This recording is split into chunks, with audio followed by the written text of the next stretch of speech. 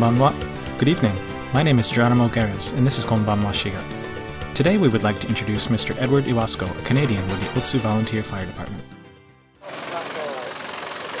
One cold night last year, there was an unlikely passenger in the fire truck making its rounds of Otsu's residential areas. Meet 28-year-old Edward Iwasko from the city of Nanaimo on Vancouver Island in British Columbia, Canada. Hope we have no problems tonight. A resident of Otsu, Edward works with the volunteer fire department through his local residents association. Dry air this time of year increases the risk of fire, so volunteers take turns patrolling the neighborhoods during the evening.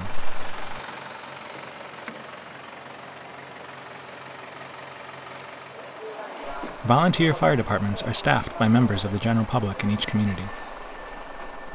In the event of fire or emergency, volunteer firefighters are called from their homes to provide firefighting and other emergency services.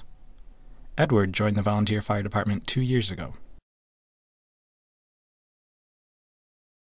In Canada, I was a member of a volunteer fire department, and when I came to Japan, I had no friends, no hobbies, and after a while I met some of the firefighters from my area, and they invited me to join the fire department.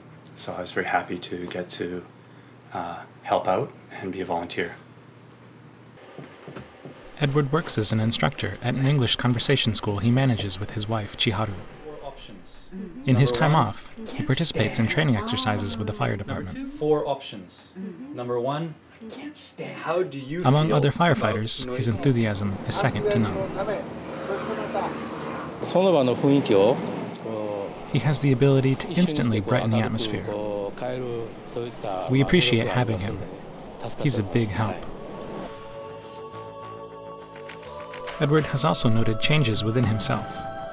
When he arrived in Japan, he could not speak much Japanese, but through his work with the fire department and by participating in community events, he has gradually become able to communicate with people in his community.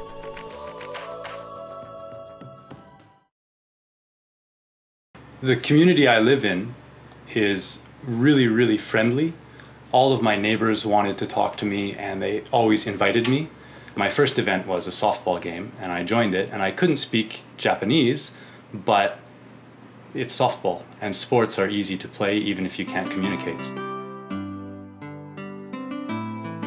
Recently, fewer Japanese are serving as volunteer firefighters and participating in community events. Edward's actions likewise influence not only himself, but other community members.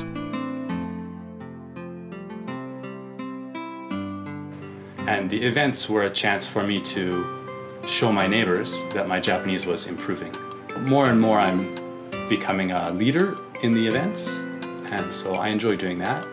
And now I have a son, so participating in events with my son will be a lot of fun, and whatever clubs or sports he joins, I'd like to help. It's nice to see how the mutual understanding between Edward and his community has been strengthened through his community involvement. That is all for today. See you next week. Sayonara.